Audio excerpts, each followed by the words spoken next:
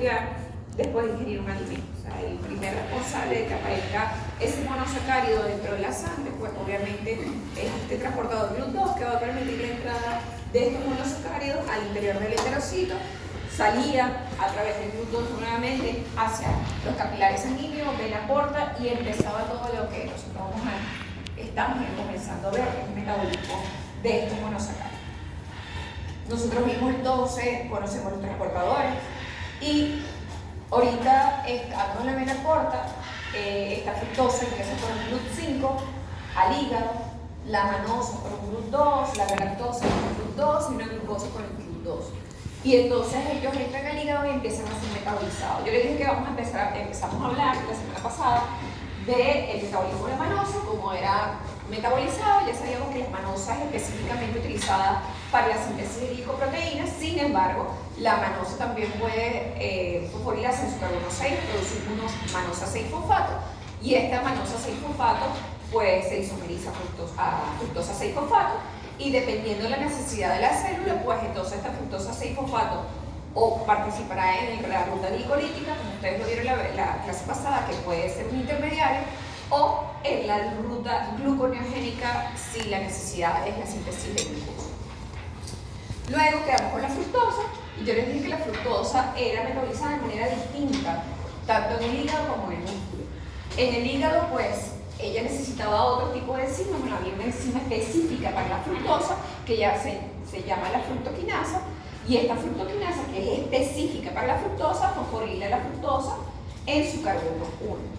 Esta fructosa 1-fosfato no puede ingresarme a la ruta metabólica de la glicólisis, necesita de otras enzimas que actúen sobre ella. Y yo les había hablado de una aldolasa, que esta aldolasa ya ustedes la conocen, que encinde la molécula en dos partes iguales y producía dihidroxiacetona-fosfato y gliceraldehído. Esta dihidroxiacetona-fosfato ya podía participar como intermediario de la ruta glicolítica, pero el gliceraldehído pues no, tenía que ser fosforilado.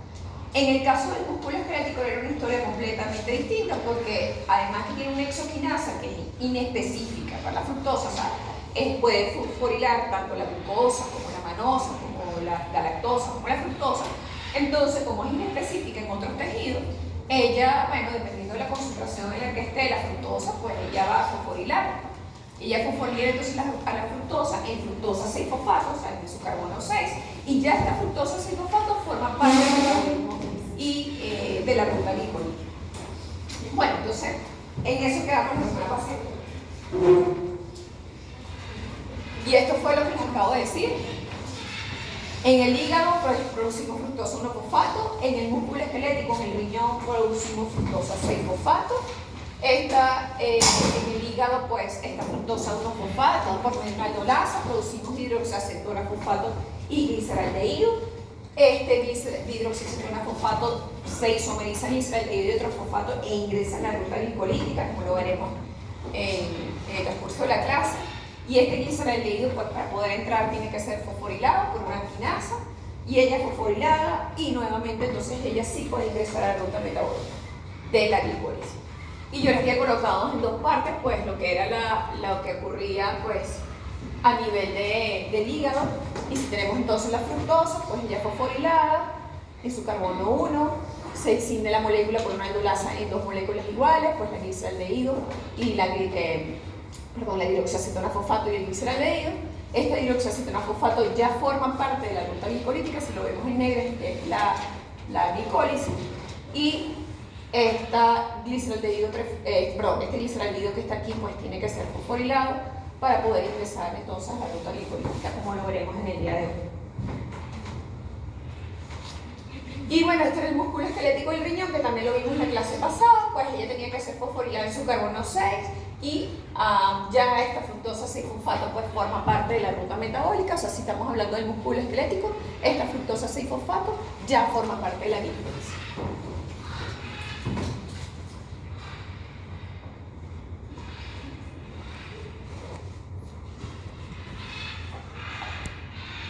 Ya habíamos hablado también que nosotros podemos sintetizar fructosa dentro de nuestro organismo, y esa fructosa básicamente es necesaria, bueno, o para la placenta o para la función del espermatozoide. Entonces, a nivel de género, pues en el sexo masculino, pues los espermatozoides van a vivir y se van a alimentar gracias a la fructosa, mientras están dentro del aparato reproductor masculino. Cuando ya pasan al aparato reproductor femenino, entonces ya ella comienza a alimentarse de glucosa y no de fructosa. Y sabemos entonces que nosotros podemos sintetizar fructosa a partir de la glucosa, y es la ruta que nosotros llamamos la ruta del polímero. Entonces, bueno, esta glucosa produce por una endosa reductasa, produce sorbitol, y este sorbitol, por un sorbitol de deshidrogenasa, produce de fructosa. Fíjense que un exceso de glucosa puede generar grandes cantidades de sorbitol. De hecho, la aldosa reductasa tiene un KM muy elevado. Ahorita no recuerdo cuánto es el KM, pero es tan elevado que ella va a actuar únicamente cuando las concentraciones de glucosa son demasiado elevadas. ¿En qué condiciones? Bueno, en condiciones de hiperglicemia, por diabetes, por insuficiencia, diabetes no de tipo 1, tipo 2, por insuficiencia de liberación de insulina o por problemas de los receptores. Total, que una alta concentración de glucosa pues va a hacer entonces que la glucosa, como actúe también de manera inespecífica, ella va a tener mayor actividad. Entonces, esta glucosa en exceso va a producir sorbitol. El sorbitol se acumula en el cristalino del ojo y es el responsable de la aparición de cataratas en las personas que sufren de diabetes. Una de las condiciones es otra forma de producir cataratas, lo veremos dentro de un ratito. Entonces, el exceso de glucosa, el producto entonces genera grandes cantidades de sorbitol, el cual no puede ser metabolizado porque la enzima sorbitol de deshidrogenasa tiene un KM mucho más bajo, se satura y entonces el sorbitol se comienza a acumular. Se acumula entonces y consume, como yo les dije en la clase pasada, consume NADPH. Cuando nosotros veamos cadena de transporte de electrones, vamos a entender también, o vamos a explicar por qué es tan importante el NADPH. Pero bueno, él participa en tomar esos electrones libres o esos diferentes reductores que se encuentran por ahí, que son tóxicos, que son dañinos, y él se encarga de depurar gracias a una enzima que se llama la glutatión reductasa o la aldosa reductasa, que va a permitir entonces que yo controle esos electrones libres que se encuentran allí y prevenga enfermedades, muerte celular, envejecimiento, etc. Entonces fíjense que esta aldosa reductasa consume NADPH, o sea que yo necesito a alguien que lo produzca. ¿Quién produce NADPH dentro de la célula? La ruta de la pentosa fosfato. Cuando veamos la ruta de la pentosa fosfato, entonces vamos a ver que dependiendo de la necesidad celular, pues la pentosa producirá mucho más NADPH o menos, producirá entonces ácido nucleico o intermediarios glicolíticos. En esta situación, esta célula tendría una alta demanda de NADPH, por lo tanto la ruta de la pentosa fosfato también estuviese activa. Entonces, bueno, este sorbitol en bajas concentraciones, suponiendo que no tenemos un estado de hiperglicemia, bueno, entonces podemos sintetizar fructosa a partir de sorbitol. Y fíjense que genera NADH. Esos son equivalentes reductores. Y estos equivalentes reductores se traducen en energía. Entonces, cuando nosotros veamos cadena de transporte de electrones, vamos a ver que cada molécula de NADH produce 2.5 moles de ATP. O sea que es bastante, ¿no? Y ustedes verán que cada molécula de Fa2H produce 1.5 moles de ATP. Se lo veremos en cadena de transporte eléctrico la semana que viene. Entonces, así como yo les dije que, bueno, podemos sintetizar fructosa, que la podemos metabolizar, nosotros también tenemos capacidad, bueno, algunas personas tienen alguna enfermedad que es autosómica recesiva, que es muy rara, pero hay personas que sufren de fructosemia esencial.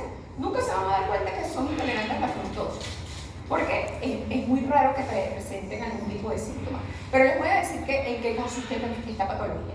Esta fructosemia esencial básicamente radica en una deficiencia en la enzima fructoquinasa. Entonces, el hígado no tiene enzima. Por lo tanto, la fructosa entra dentro de la célula y no puede ser fosfodilada. Entonces, no puede ser metabolizada.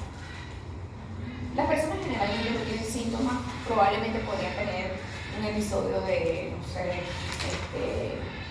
ni siquiera hiperglicemia. A ver, ¿qué podrían tener ellos? Es que pasa súper desapercibida, es muy raro. Es un tipo de malestar estomacal o cualquier cosa así. Pero ella pasa desapercibida, entonces no saben que consumiendo fruta pues es la consecuencia de eso.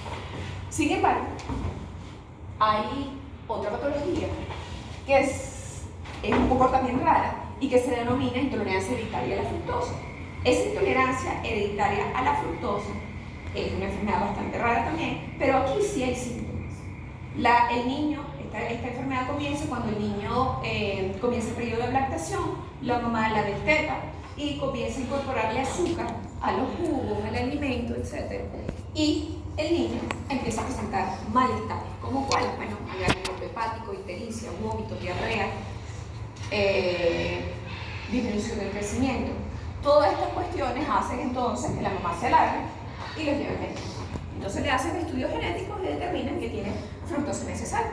Cuando ella suprime el azúcar de la dieta, ya el niño no tiene ningún tipo de síntoma. Cuando suprime la fruta de la dieta, ya el niño no tiene ningún tipo de síntoma. Entonces es una enfermedad relativamente fácil de manejar. ¿Y cómo hacen? O sea, con la fructosa que es necesaria para el cuerpo. No es necesaria, la puedes sintetizar. Entonces, ¿cuál es lo que está pasando? ¿Cuál es la patología que ocurre? Fíjate que el problema es, a ver si está aquí, el problema es la deficiencia de una enzima que es la fructosa monofosfato aldolasa. O sea que el hígado es incapaz de hidrolizar la fructosa monofosfato en 2. Y al no poderla desdoblar, entonces se empieza a acumular fructosa monofosfato dentro de la célula, porque la fructoquinasa sí puede actuar. Entonces la fructoquinasa sigue fosforilando y produce fructosa monofosfato. Pero además de esto, estas concentraciones altas de fructosa monofosfato me inhiben la fructosa 1,6 bifosfato aldolasa, que es una enzima que nosotros vamos a ver en la ruta glicolítica y que esta ruta que vemos aquí adentro, en el centro, es la glicólisis. Y ella, al inhibirme esta enzima, pues estoy inhibiendo la glicólisis va de arriba hacia abajo, me inhibe la glicólisis, pero también me inhibe la gluconeogénesis. O sea que el bebé o el niño tiene incapacidad de producir glucosa. Por lo tanto, tiene ataques de hipoglicemia. No puedo generar glucosa ni a partir de sustratos gluconeogénicos, ni puedo oxidar la glucosa que proviene de la leche. Entonces genera una situación en la que hay una hipoglicemia y hay una reacción bastante negativa. Además, el niño puede presentar una disminución de la glucogenólisis, que es la degradación del glucógeno, porque nosotros también almacenamos glucógeno. Tiene una incapacidad de degradar el glucógeno debido a que él secuestra fosfato inorgánico. Tengo fructosa 1-fosfato. Y como tengo fructosa 1-fosfato, ese fosfato lo estoy utilizando para secuestrarlo para la molécula de fructosa. Y al secuestrarlo para la molécula de fructosa, no lo puedo utilizar para degradar glucógeno, porque el glucógeno yo lo degrado con fosfato. Existe una fosforólisis y yo empiezo a degradar el glucógeno gracias a la reacción de fosfato inorgánico. Si nosotros secuestramos el fosfato inorgánico porque viene la fructosa 1-fosfato, entonces no tengo cómo exhibir la molécula de glucógeno y por lo tanto el glucógeno queda almacenado. Entonces, tengo hipoglicemia por 3 situaciones ya. 1, inhibo la glicólisis. 2, inhibo la gluconeogénesis. 3, la glucogenólisis queda inhibida. Entonces, de esta manera, esta reacción se produce bastante negativa cuando el niño consume el azúcar. ¿Qué es lo que tenemos que hacer? Simplemente eliminar el azúcar de la dieta y la fruta de la dieta. Y ya la patología queda controlada.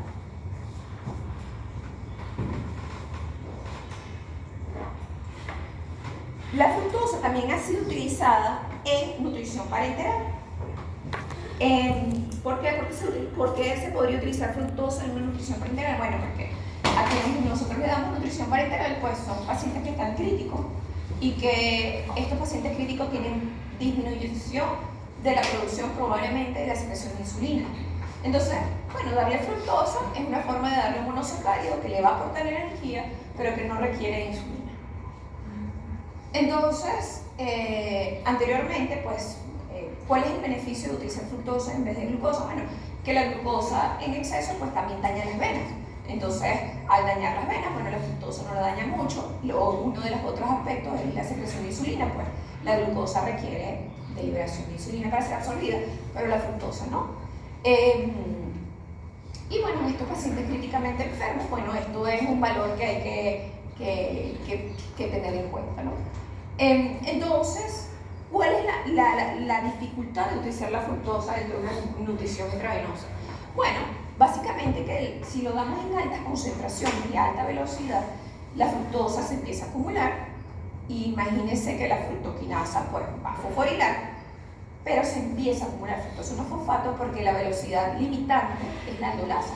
Entonces, empiezo a acumular fructosa 1-fosfato, grandes acumulaciones de fructosa 1-fosfato, pues van a hacer entonces que haga la respuesta a esa que conocemos nosotros de la enfermedad hereditaria de la fructosa, en donde hay secuestro de fosfato inorgánico, no puedo degradar glucógeno, donde inhibo la aldolasa de la glicólisis, por lo tanto no puedo oxidar la glucosa y no puedo tampoco producir glucosa a partir de ella, por lo tanto hay una hipoglicemia. Entonces podemos producir una hipoglicemia cuando damos altas concentraciones de fructosa a una alta velocidad. Entonces esas son cosas que hay que observar. Si nosotros damos la fructosa a bajas velocidades y a menores concentraciones, entonces no vamos a tener esta respuesta. Y eso es entendible, porque cuando nosotros nos comemos la fruta tiene grandes cantidades de fibra.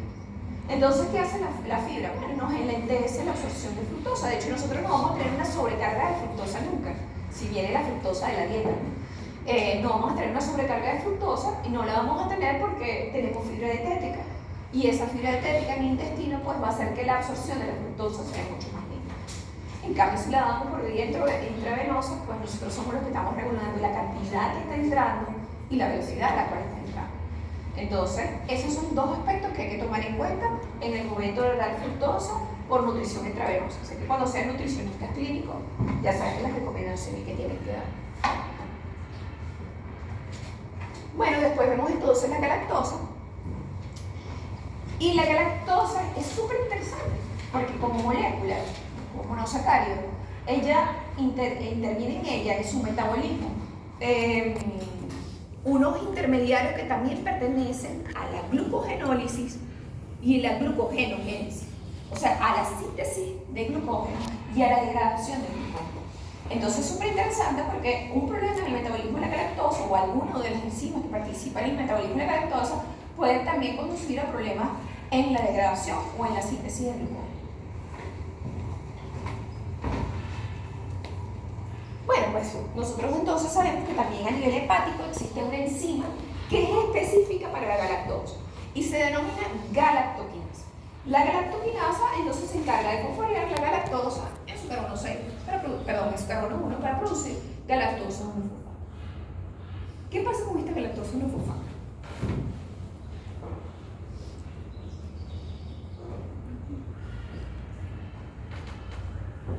Aquí está la galactosa 1-fosfato, tenemos la galactoquinasa, fosforila la galactosa en su carbono 1, produciendo galactosa 1-fosfato.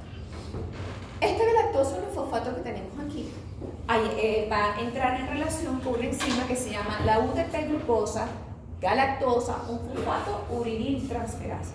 O sea que empezamos a utilizar la pero ella se llama así porque van a participar todos esos. Va a haber una transferencia de UDP, y ustedes van a ver que se llama así por las reacciones que van a ocurrir ahorita. Va a haber una transferencia de UDP desde la glucosa, y conociendo que la UDP es un nucleótido transportador de exosas. Es un nucleótido que marca la glucosa, la manosa, la galactosa, marca algún monosacárido para que no sea utilizado para otra ruta metabólica, sino para lo que ella necesita. En el caso de la manosa, bueno, para la síntesis de glicoproteína. En el caso de la glucosa, para la síntesis de glucógeno. Y en el caso de la galactosa, para su metabolismo.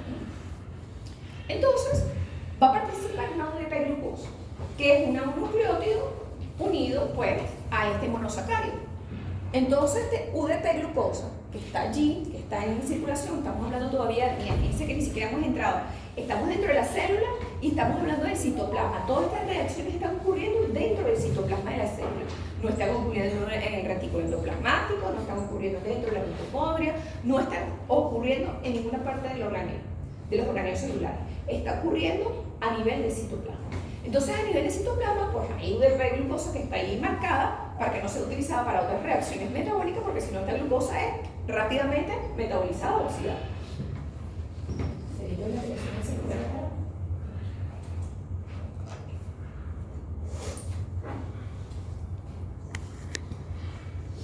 Ok, entonces, esta UDP-glucosa glucosa está allí en el citoplasma.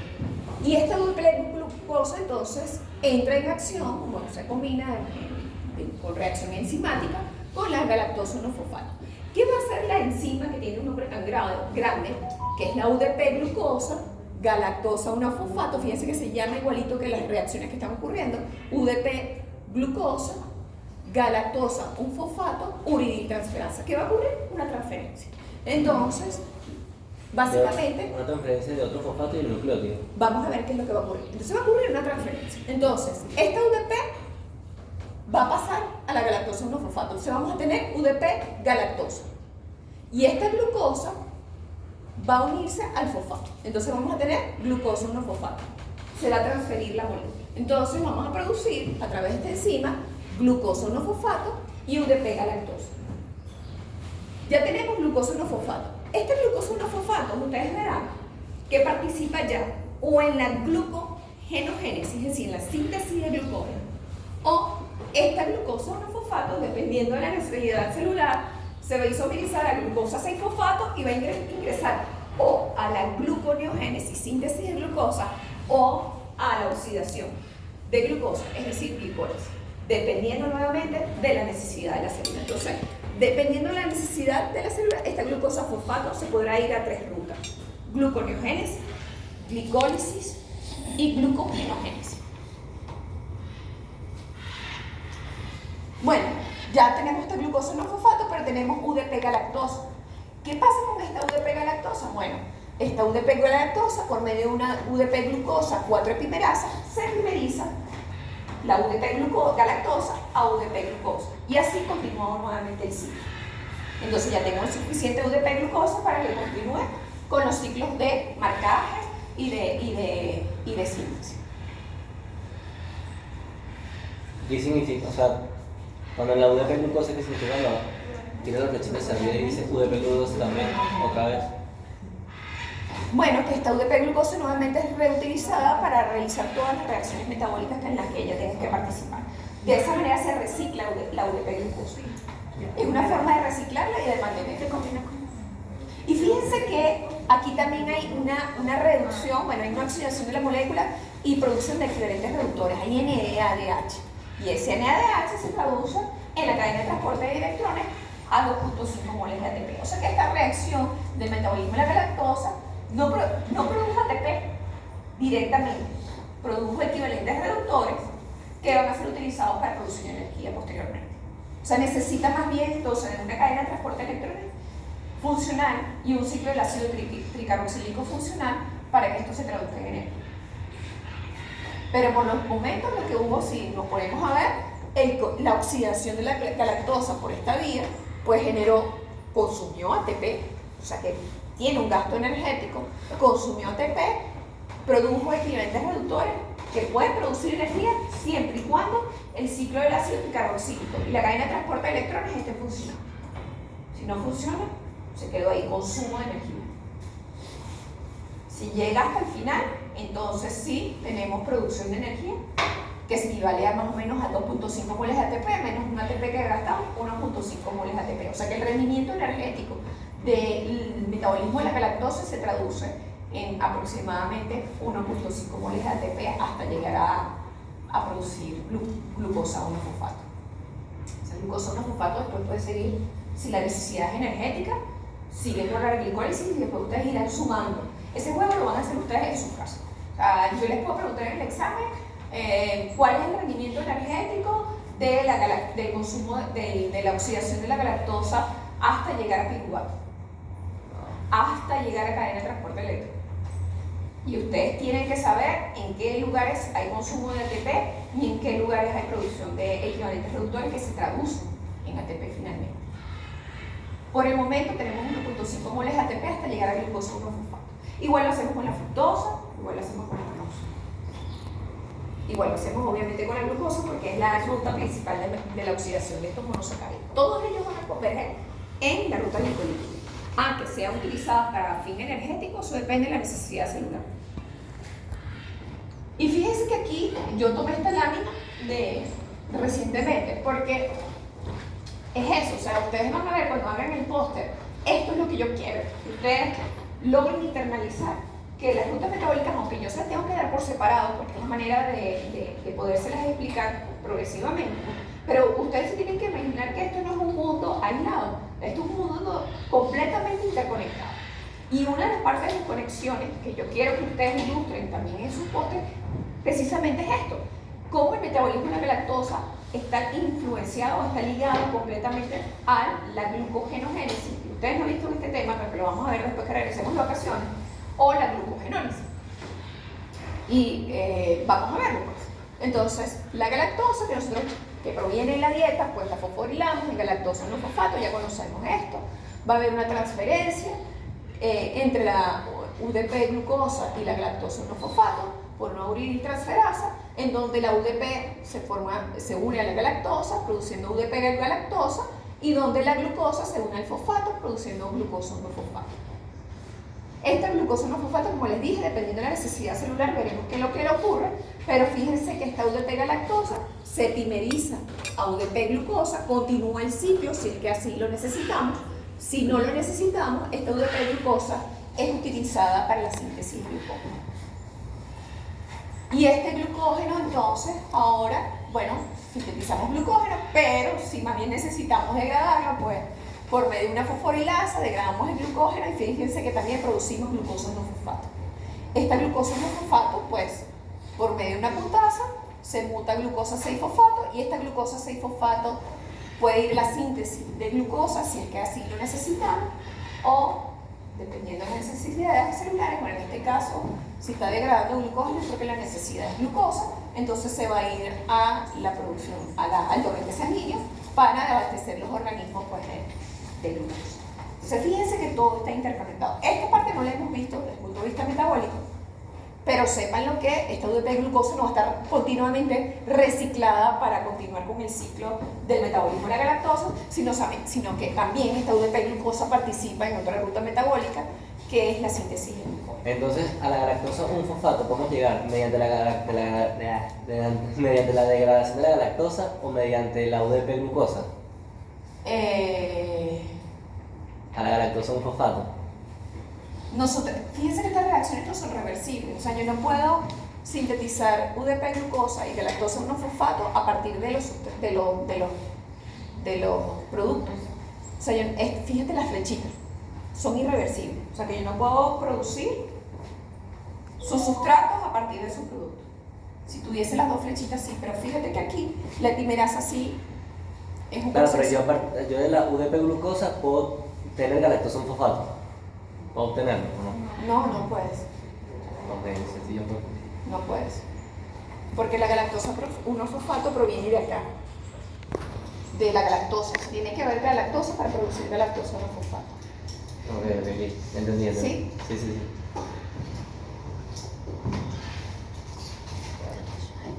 De hecho, yo tampoco puedo sintetizar glucógeno por esta vía. Yo sintetizo glucógeno, fíjense las flechas, ¿no? Sí. Yo no puedo sintetizar glucógeno por esta vía. Yo para sintetizar glucógeno necesito otra vía, que es la glucógeno sintasa, para poder sintetizar glucógeno.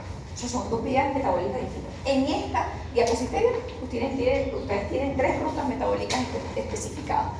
Glucogenólisis, glucogenogénesis y metabolismo de la galactosa. Pero bueno, eso es lo que ocurre. Eso es lo que ocurre normalmente y eso es lo que ustedes internalizan. Y quiero que ustedes internalicen, a pesar de que no hemos visto glucogenogénesis ni glucogenólisis, pero bueno, sepan que el metabolismo de la galactosa está completamente unida pues, a lo que es el proceso de la glucogenólisis y la glucogenólisis. Bueno, fíjense entonces que nosotros ya vimos cómo convergen la galactosa, que va a puede ingresar a la ruta glicolítica a través de la glucosa 1-fosfato y que esta glucosa 1-fosfato por una fosfoglucomutasa produce glucosa 6-fosfato y ya es intermediario de la ruta glicolítica. Dependiendo de las necesidades celulares, esta glucosa 6-fosfato se podrá ir a la ruta de las pentosas, a la síntesis de glucógeno o a la ruta glicolítica, dependiendo de lo que diga la célula en ese momento. También hemos hablado de, de la manosa, y nosotros también dijimos que la manosa, que ese no es su papel primordial, pero la manosa también puede producir manosa 6-fosfato e ingresar a la ruta glicolítica. Y también sabemos entonces que la fructosa pues necesita de un proceso adicional para ingresar y ingresa mucho más abajo en la ruta glicolítica. Y bueno, finalmente tenemos la glucosa, que nosotros la vamos a ver el día de hoy cómo es metabolizada. Así como vimos que existen patologías para la fructosa, nosotros también sabemos que existen patologías de intolerancia a la lactosa. Entonces, mira, bueno, no confundir con la intolerancia a la lactosa, que la intolerancia a la lactosa radica principalmente en un problema intestinal de deficiencia de algunas enzimas. En este caso, la deficiencia de la lactasa. O sea, si tenemos deficiencia de lactasa, entonces vamos a tener una alteración en el metabolismo de la lactosa. Pero bueno, ahorita vamos a un poquito más allá, o sea, vamos a ir a que si tienes la lactasa, puedes digerir la lactosa y esa lactosa tiene glucosa más galactosa. Pues entonces esta galactosa es la que empieza a consumir. Y vamos a ver cuál es el problema. Bueno, recordando un poquito más hacia atrás, se ha demostrado que con la deficiencia de lactasa, pues hay personas, bueno, de raza más oscura, que tienen deficiencia de lactasa per se, y eso es algo congénito. Entonces consumen alguna leche o algún producto que contenga leche y les produce flatulencias, evacuación líquida. Y estos productos básicamente es una deficiencia de lactasa porque tienen la incapacidad de degradar. Y entonces empiezan a aparecer azúcares de qué tipo en heces. ¿Reductores o no reductores? Entonces empiezan a aparecer azúcares